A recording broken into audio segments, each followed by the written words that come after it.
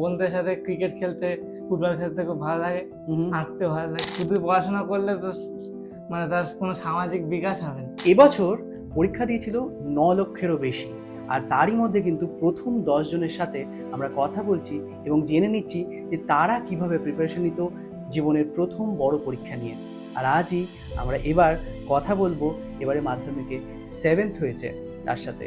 ও কি কি ভালোবাসে, ও কিভাবে পড়াশোনা করে, আর যেগুলো প্রচলিত মিথ রয়েছে সেগুলো কি আদৌ সত্যি কিনা, এগুলো সব ওর থেকে জেনে নেবো। যারা টপার হয় তাদের সবাই যা মনে করে বা যেটা প্রচলিত যে তারা একটু চুপচাপ, এটা কি সত্যি? না, চুপচাপ না, বন্ধুদের সামনে আসল রূপ প্রকাশ হয়। ও, বন্ধুদের সামনে শুধু আসল রূপ প্রকাশ পায়, হ্যাঁ, বাকি সময় তারা কেমন বাকি থাকে? সময় স্যারদের সামনে মানে চুপচাপই থাকে, মানে সিনসিয়ার হয় একটু। হুম। আর সবসময় তো বাড়িতে সবাই তোমাকে কি মানে কি নামে ডাকে? সাইদ নামে ডাকে। সাইদ নামেই ডাকে? হ্যাঁ। তো যখন এই সাইদ, যখন বন্ধুদের মধ্যে তো সাইদ বলে ডাকে, হ্যাঁ, তো এই সাইদ যে হলো বন্ধুদের সামনে একটু চুপচাপ নয় কথা বলে, তো সেই সাইদের কি কি পছন্দ? মানে আমার মানে ফিজিক্স আর অঙ্ক, ম্যাথমেটিক্স করতে খুব ভালো লাগে। তার পাশাপাশি বন্ধুদের সাথে ক্রিকেট খেলতে, ফুটবল খেলতে খুব ভালো লাগে, আঁকতে ভালো লাগে। তো এই ক্রিকেট খেলার ফুটবল খেলাটা যখন যারা ধরো হ্যাঁ। খুব সিরিয়াসলি পড়াশোনা করে, তারা বলে খেলার দিকে মন দিলে অতটা পড়াশোনার দিক থেকে একটু মন সরে যায়, সেটা কি ঠিক? না, খেলার সময় তো খেলাধুলা করতেই হবে, নাহলে তো ওটাও তো একটা পড়াশোনার অঙ্গ। সেটা না হলে তো পড়াশোনাটা ঠিক মতো হবে না। কেন কেন এরকম কেন বলছো? কারণ ওই দিকেও তো দরকার আছে। মানে শুধু পড়াশোনা করলে তো মানে তার কোনো সামাজিক বিকাশ হবে না। কিরকম করে কথা বলতে হয়, কি করতে হয়, খেলাধুলো সেগুলো শেখায়। হ্যাঁ, তাছাড়া শরীরটা ঠিক থাকে। তো সাইদ কোন ক্রিকেট খেলা সব থেকে খেলতে ভালোবাসে? ক্রিকেট আর ফুটবল দুটোর কথাই বললে, হ্যাঁ, কোনটা ভালোবাসো বেশি? ক্রিকেট। তো ক্রিকেটে কি তুমি ব্যাটসম্যান, বোলার? বোলার। বোলার তো কি করো তুমি, পেস নাকি হলো স্পিন? দুটোই। দুটোই করো? বাহ, তা তো সাইদ আমাদের অলরাউন্ডার। এছাড়া সাইদের আর কি পছন্দ? বিভিন্ন সব নোবেল লেকচার, হ্যাঁ সব মানে ইউটিউবে সব ভালো ভালো ভিডিও গুলো দেখি। এইগুলো কি তোমাকে কোথাও মনে হয় যে একটু বেশি হেল্প করে যদি স্টুডেন্টরা এগুলো দেখে বা এগুলো নিয়ে একটু চর্চা করে? না, এটা পড়াশোনার ক্ষেত্রে কোনো মানে এখনকার ক্ষেত্রে কোনো হেল্প করে না, কিন্তু পরবর্তী ক্ষেত্রে হয়তো হেল্প করতে পারে।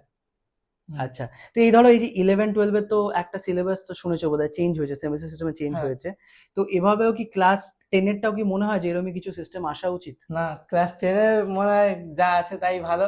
কারণ এমসিকিউ থাকলে মানে অনেক হয়তো পড়াশোনাটা প্রথমে অত ভালো করে করবে না, কারণ ভাববে যে এমসিকিউ অত বেশি পড়তে হবে না। তো তুমি রোজ কত ঘন্টা করে পড়াশোনা করতে?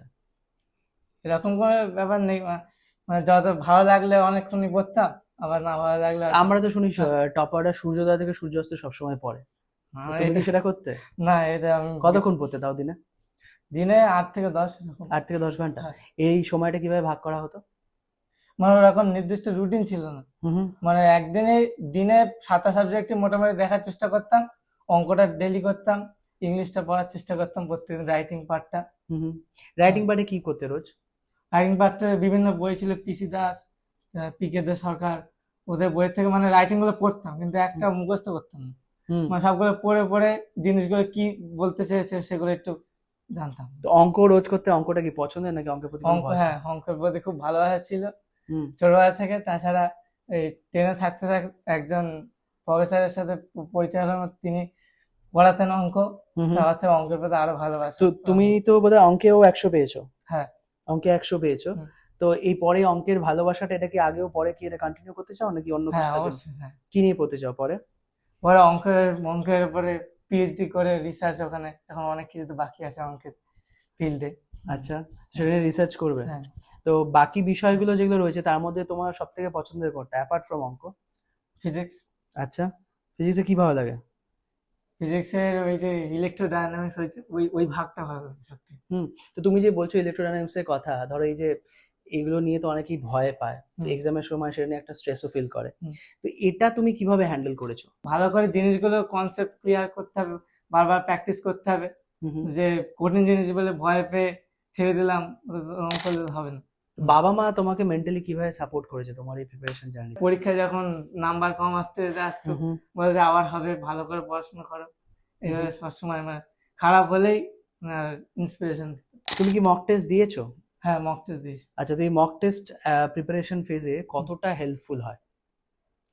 মক টেস্ট দিলে অনেক হেল্পফুল, যেমন কোথায় কোথায় ভুল করছি সেগুলো শুধরানো যায়, আর জিনিসগুলো বারবার বারবার রিভাইজ দেওয়া হয়, ওই জন্য জিনিসটার উপরে অ্যাকিউরেসি লেভেলটা বাড়ে, হুম। এটাই হেল্পফুল মানে। বেশ। আজকাল তো ধরো অধিকাংশ বাচ্চা যারা না স্কুলে যাচ্ছে কম, হুম। টিউশনেই বেশি করে পড়ছে, হুম। তো এই জিনিসটা কি কোথাও কোনো ইম্প্যাক্ট ফেলে, নাকি স্কুলের আরো বেশি স্ট্রং হওয়া উচিত? তোমার এই জিনিসটা নিয়ে কি মনে হয়? আমি তো ভাবি যে স্কুলে টিউশন যাওয়ার থেকে স্কুলে যাওয়া অনেক ভালো, হুম। মানে স্কুলের স্যারেরাও মানে যথেষ্ট যথেষ্ট ভালো। তাছাড়া স্কুলে অনেক জিনিস আছে যেগুলো স্টুডেন্ট লাইফে খুব ইম্পর্টেন্ট, হুম। মানে যে নাহলে স্টুডেন্ট লাইফটাই কমপ্লিট হয় না। স্যারেদের সঙ্গে কথাবার্তা, বন্ধু বান্ধব সাথে কথাবার্তা, স্কুলে পড়াশোনার টেবিল বেঞ্চ এসব জায়গায় পড়া, হুম। ওদের ফিলিংসে আলাদা। এই যে পুরো যে প্রিপারেশন নিতে, তাদের কি তুমি আলাদা করে নোটস বানাতে, এক্সামের নোটস বানিয়ে সেভাবে মানে পড়তে, নোটস নাকি পড়তাম না, আমি টেক্সট বই সব পড়তাম। আলাদা করে কোনো দুই নিজের জন্য তিনটে নোটস বানাতে না? নোটস বানাতাম না কোনো সাবজেক্ট। অনেকেই তো ধরো আমরা এক একজন এক একভাবে পড়তে পছন্দ করি, কেউ সেলফ স্টাডি, কেউ গ্রুপ স্টাডি, তুমি কি পছন্দ করতে বেশি? আমি সেলফ স্টাডি করতাম, গ্রুপ স্টাডিও মাঝে মাঝে করতাম স্কুলে থাকতে, হুম। টিফিন টাইমের সময়। টিফিন টাইমে গ্রুপ স্টাডি করতে? হ্যাঁ। এর কিভাবে হতো শুনি একটু। সেটা কি করতে, ধরো কোনো সময় টিফিন কতক্ষণে হতো? টিফিন 40 মিনিট মতো হতো। আচ্ছা, তারপর সেই সময় কি করতে, খাওয়া দাওয়া সেই সময় হতো না?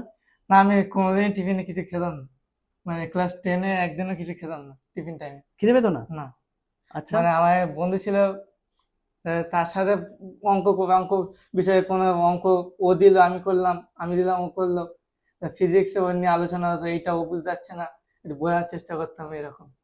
ওরা খুব মানে পড়াশোনায় খুব হেল্প করে। আচ্ছা। তো এই ধরো যখন এখন দেখছো, যদি যেখানে দাঁড়িয়ে রয়েছে সেখানে যদি পিছনে চাকিয়ে দেখতে হয়, হুম। ধরো এমন কোনো একটা অ্যাসপেক্ট এই পুরো প্রিপারেশনের বা যে কোনো একটা কিছু চেঞ্জ করতে যদি চাও, তাহলে সেটা কি হবে? আর একটু সিনসিয়ারলি পড়া, একটু ভালোভাবে রিভাইজ দেওয়া, বেশি পরিমাণে রিভাইজ রিভাইজ দেওয়া? দেওয়া। হ্যাঁ, আজ তো একটু বেশি করে রিভাইজ দিলে কিসে ইম্প্যাক্ট করতো বেশি? কোন সাবজেক্টে মনে হয় যদি রিভাইজ দিলে একটু ইম্প্যাক্ট করতে পারতো? Bangla English Bangla literature. English. আচ্ছা, তো বাংলা ইংলিশ তুমি এখন কিভাবে প্রিপেয়ার করেছিলে নিজেকে? মাধ্যমিক পরীক্ষার আগে আমি শুধু টেক্সট বই পড়েছিলাম, আর স্যারের ওই রচনাগুলো স্যারের নোট থেকে পড়তাম শুধু, আর ব্যাকরণ টেক্সট বই পড়তাম। 2-3টে টেক্সট বই ভালোভাবে পড়েছিলাম মাধ্যমিকের আগে, আর মক টেস্টের খাতাগুলো রিভাইজ করেছিলাম, যে কোথায় কোথায় ভুল হচ্ছে সেগুলো যাতে মাধ্যমিকে আর পুনরাবৃত্তি না হয়। তো এই যে যে জায়গাটা বললে, যে হুম। যেখানে যেখানে ভুল হচ্ছে সেগুলোতে পুনরাবৃত্তি না হয়, সেগুলোকে নোট করে এ করে দেখতে। হুম। তো এই জায়গাটা কতটা দরকারি একজন যখন প্রিপারেশন নিচ্ছে, ধরো যারা দেখছে হ্যাঁ, তারা যদি সেটাই করে যে এইটা কতটা দরকারি একজন স্টুডেন্টের লাইফে, যে ভুলটাকে ঠিক করে অ্যানালাইজ করা বা দেখা? মারাত্মক গুরুত্বপূর্ণ, মানে ভালো রেজাল্ট করার ক্ষেত্রে, টপ র্যাঙ্ক করার ক্ষেত্রে এগুলো খুব ইম্পর্টেন্ট। মানে ভুল না শুধরালে তো জীবনে কোনোদিন অ্যাকুরেসি হবে না, হুম হুম। কোনো কিছু অ্যাচিভও হবে না ঠিক মতো। এখন তো ধরো তোমার সাথে এই টপার শব্দটা জুড়ে গেল, তো এই অনুভূতিটা কেমন? হুম, ভালো। ভালো, শুধু ভালো? আর এই যে ধরো বাড়ির চারিপাশে যারা রয়েছে, হ্যাঁ, তোমার পাড়াপড়শি সবাই যেভাবে, এটা কিভাবে, তারা কি বলছে, তাদের কি বক্তব্য? হ্যাঁ, খুব খুশি, অনেক মানে অনেক বছর পর আমাদের স্কুল আবার রেজাল্ট মানে র্যাঙ্কে আসলো। আচ্ছা, অনেক বছর আগেও হয়েছিল? হ্যাঁ, অনেক বছর, মানে 17 সালে মনে হয় লাস্ট হয়েছিল। 17 সালে? হ্যাঁ। 17 সালে পরে মানে প্রায় 9 বছর, 9 বছর পরে? তারপরে একজন 10th হলো, হুম। আমার দাদা, মানে 2 বছর আগে। আচ্ছা, তারপরে আমি হলাম। তুমি আরো বেটার র্যাঙ্ক করলে? হ্যাঁ, হয়তো। রাইট। তো তুমি যে তুমি বললে ইঞ্জিনিয়ারিং করতে, সরি রিসার্চ করতে হ্যাঁ। চাও, ইয়ে নিয়ে পিএইচডি করতে চাও। হুম। এই যে ডিসিশনটা নিয়েছো, এই ডিসিশনের পিছনে কি কারণ ছিল? মানে ওইটা নিয়ে আমি মানে মানে ওইটা জিনিসটা সম্পর্কে সম্পূর্ণভাবে জানতে চাই, ম্যাথ সাবজেক্টটা সারা পৃথিবীতে কতদূর কি হয়েছে, মানে মানে এইটাই। তো ধরো যারা জানতে চাইছে, যারা এমন পড়াশোনা করার পরে, তো সে তার খাওয়া দাওয়ার প্রেফারেন্স যদি কেউ জানতে চায়, তো তুমি কি ভালোবাসো, খেতে কি ভালোবাসো, সব থেকে বেশি কি পছন্দের? বিরিয়ানি। বিরিয়ানি খেতে ভালোবাসো? আমি তোমায় জিজ্ঞেস করতে যাচ্ছিলাম বিরিয়ানি না চাইনিজ, আমি তোমায় ঘুরিয়ে জিজ্ঞেস করলাম কথাটা। তো তুমি বিরিয়ানি কেন ভালোবাসো? বিরিয়ানি হেভি লাগে। বিরিয়ানি হেভি লাগে? তো এই বন্ধুদের সাথে কখনো বাইরে যাওয়া হয়, খাওয়া দাওয়া হয়? না, এখনো পর্যন্ত হয়নি। এখন অবধি হয়নি? পিকনিক টিকনিক হয়েছে একবারও? না। পিকনিকও করা হয়নি? আর আর কিছু ভালোবাসো, মুভি টুভি দেখতে ভালোবাসো? না, মুভি টুভি এখনো পর্যন্ত একটাও দেখিনি জীবনে। একটাও দেখোনি? না। বাহ। আর এই যে তুমি যে বলছো যে ক্রিকেট খেলতে ভালোবাসো, তোমার ফেভারিট ক্রিকেটার কে? ফেভারিট ক্রিকেটার মানে বোলার বললে বুমরা। বুমরা? আর ওটা তো বুমরা তো উইকেট পাচ্ছে না, এবার কি একটু দুঃখ হচ্ছে? এবার তো একদমই দুঃখ উইকেট কি পাচ্ছে হবে? না। দুঃখ হচ্ছে না? না, ও IPL আবার ফর্মে ফিরে আসবে। ফিরে আসবে? আইপিএল দেখছো? না, বুমরার ম্যাচ আইপিএল দেখো? মানে প্রত্যেকদিন পেপারে দেখি, মানে মোবাইলে কোনোদিন দেখিনি। আচ্ছা। আচ্ছা, আর ফেভারিট কোন কোন তোমার হলো ওই team? Favourite team KKR. KKR তো এখন পুরো একটা পর একটা হেরে যাচ্ছে, তাও সাপোর্ট করছো? হ্যাঁ, এখন লাস্ট 4টে জিতেছে। লাস্টে জিতেছে, আবার কিছু করবে ভালো? হ্যাঁ, হয়তো 4টে, আর 4টে জিততে হলে প্লে অফে চলে যাবে। প্লে অফে চলে যাবে হ্যাঁ। সেরকম ক্যালকুলেশন করে দেখছো? হ্যাঁ। রাইট।